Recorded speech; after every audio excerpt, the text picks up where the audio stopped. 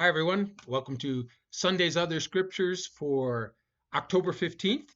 I'm going to be preaching on Matthew 22, the parable of the wedding banquet. It's a famous parable of Jesus in which he describes the kingdom of heaven, or the rule of God, as by way of a story about a king who gives a wedding banquet for his son. And so it's easy to put God into the position of the king and the son being Jesus. But the original guests who were invited decide that they have better things to do than to honor the king by going to this banquet.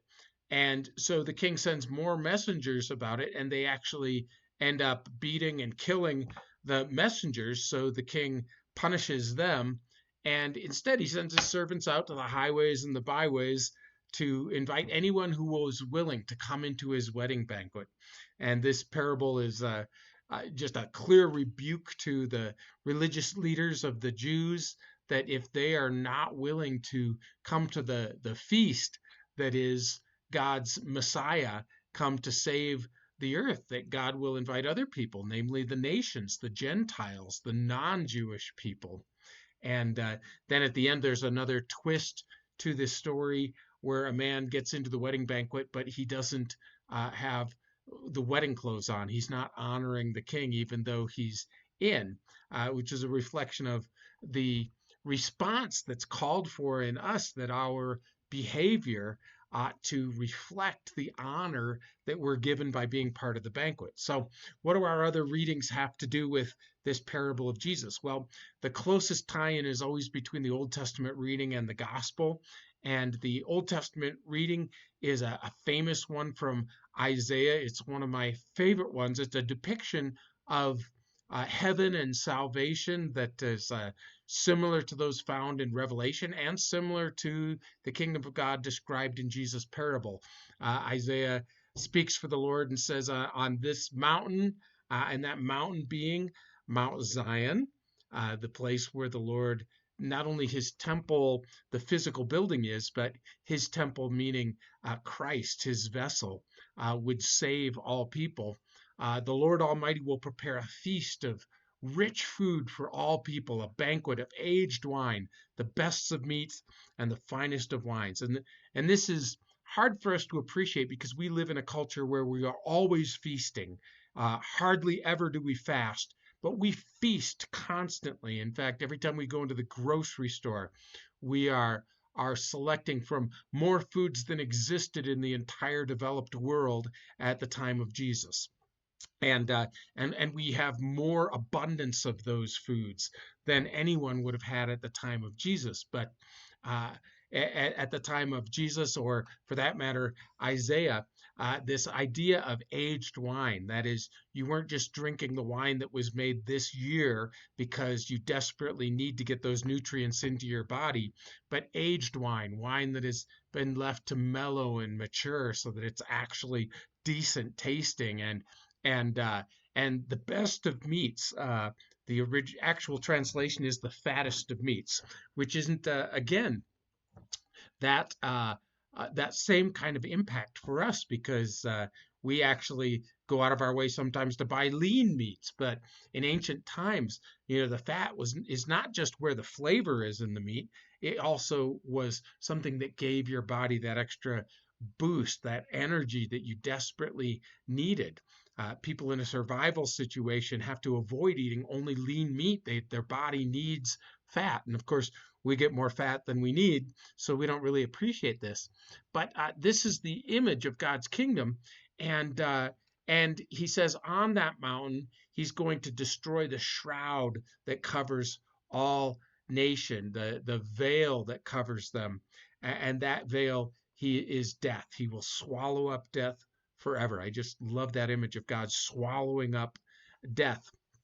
And it goes on to say that the sovereign Lord will wipe away the tears from all faces and remove the disgrace of his people in all earth. And, we're bound to ask, well, when is this going to happen? That God's going to prepare a feast for us on Mount Zion that destroys death and that takes away people's shame and disgrace and their tears. And oh yeah, we celebrate that every year on Good Friday and Easter.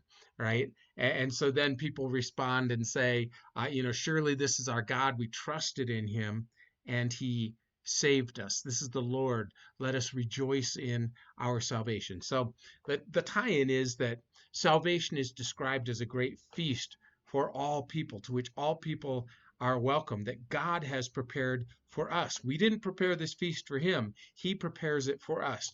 Now notice that our psalm for the day is Psalm 23. This psalm pops up several times in the prescribed readings for the year. It must be people's favorite or something. And in this case, I think there's a slightly different reading. We often hear this psalm on Good Shepherd Sunday, but I think the emphasis here is not on the shepherd part of this psalm. I know we think that's what the whole psalm is about, but you notice in Psalm 23, the first couple verses talk about God caring for us like sheep.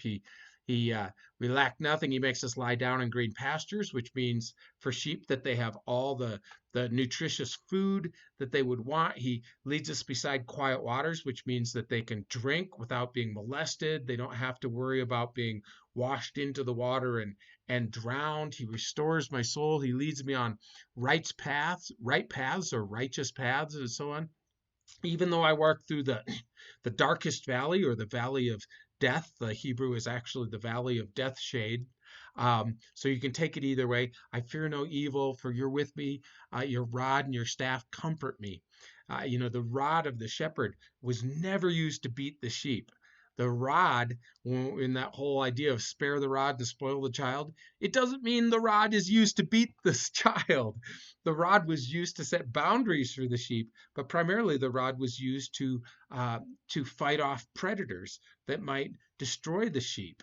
Right, so people have misquoted and misused that "spare the rod, spoil the child" thing for a long time. They just didn't understand Scripture, and that's why God's rod and his staff comfort us, the rod that fights off our enemies and the staff that rescues us should we fall away from him. But notice then in verse 5, it shifts to a different scene. It's no longer out in the wild with sheep. It's you prepare a table for me in the presence of my enemies. This is not God preparing a table for sheep. This is set in the king's palace. And so here we have David, who was a shepherd boy, but now he's the king of Israel. And it's the same for us. You prepare a table for me in the presence of my enemies, which, of course, is a sign of victory over your enemies, that the king sits down and has his food brought before him, and the enemies stand and watch and wait upon his bidding. Right? You anoint my head with oil. The Messiah means the anointed one. The Christ means the anointed one. It's a sign that you have been called by God and accepted into his royal family. My cup overflows. We still use that idiom, that we have more than enough, right? And your goodness and love will follow me all the days of my life, and I will dwell in the house of the Lord forever. House of the Lord, I don't think it's used here as the temple, because remember, David didn't build the temple. It wasn't built till Solomon. The house of the Lord may be referring to the tabernacle, but it's really the household of God, that we dwell in his kingdom. And that's where this feast is. So very similar to Isaiah, very similar to the parable that Jesus tells. Now, then we're reading this continuous set of readings through Philippians. We've gotten to chapter 4. This is one of my favorite sections of Philippians, which is one of my favorite books. Paul says, rejoice in the Lord always. I'll say it again, rejoice. Let your gentleness be evident to all. The Lord is near. The idea is that we rejoice even before we've had the feast, right? At the end of the Isaiah passage, people are rejoicing because they see this feast, they see death wiped away. Paul's saying we don't have to wait. We can begin to rejoice now because the Lord is near. His salvation is near. We don't need to be anxious about anything. He goes on in verse 6, says, but in everything by prayer and petition with thanksgiving, present your requests to God. We don't have to wait to give thanks to God either. We give thanks, and then we begin to experience ahead of time what he's prepared for us. Just like, we can be thankful for a meal before we've ever tasted it. Sometimes we're anxious about things ahead of time, and we die two deaths, right? We die the death of anxiety ahead of time, and then maybe we'll die from whatever it is. We hardly ever do. We die the death of anxiety first, and then we end up surviving. And and when we experience the goodness of God, we can actually lean into that and look forward to that even before we experience it, and we know that we will. And so Paul advises people, don't be anxious, but instead, whatever's true, whatever is noble, whatever is right, whatever is pure, whatever is lovely, whatever is admirable, if anything is excellent or praiseworthy, think about those things. Uh, and then he says, whatever you've learned from me, by the way, put it into practice. The idea is we look forward to this banquet. We listen for the call of God. We are ready to respond to it. We don't live for the moment. We don't hoard wealth like those who rejected the invitation of the king into their kingdom. We lean forward into it.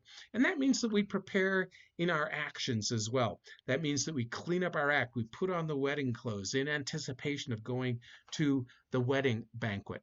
And Paul, for him, this is not just theoretical. He's writing from prison, and he's writing about the fact that the Philippians, he hadn't heard from them in a while.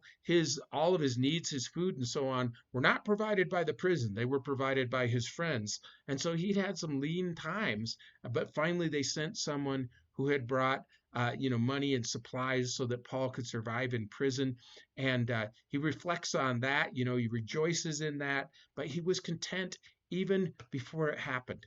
Content because the secret to contentment is I can do all things through him who strengthens me. Philippians 4:13. So these are really forward-leaning readings that call on us to respond to God's goodness even in advance. I hope that gives you lots of food for thought. No pun intended. The Lord bless your discussion.